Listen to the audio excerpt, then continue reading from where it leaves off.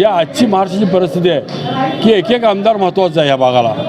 त्यामुळं ह्या भागातनं निवडून आणायचं असेल तर काँग्रेस पक्षाशिवाय पर्याय नाही. आणि 14 ते 15 हजारमधल्या पुढं राष्ट्रवादीला त्या भागामध्ये हे नाही, वजन नाही.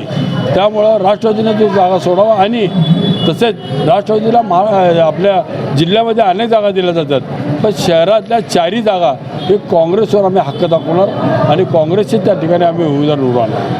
खरं म्हटलं तर शहर उत्तर अगोदर पूर्वी काँग्रेसचा बाले केला होता, पण आता भाजपचा गडा मानला जातो. तिथं निभाव कसा लागणार आहे, तुमची रणनीती कशी असणार आहे जर तिकीट मिळाली तर? काँग्रेसला पाडाव तर फक्त काँग्रेसवालेच. ज्यावेळेस वल्लाळ निवडून आले त्यावेळेस काँग्रेस पक्षातल्या काही लोकांनी वल्लाळला मदत केली, त्यामुळे वल्लाळ निवडून आलं. त्या भाजपचं तिथं रोवलं गेलं. पण आता बघितलं आहे आपण बघताना की परवाच्या वेळेस 70,000 लीड असताना तो 35,000वर आला.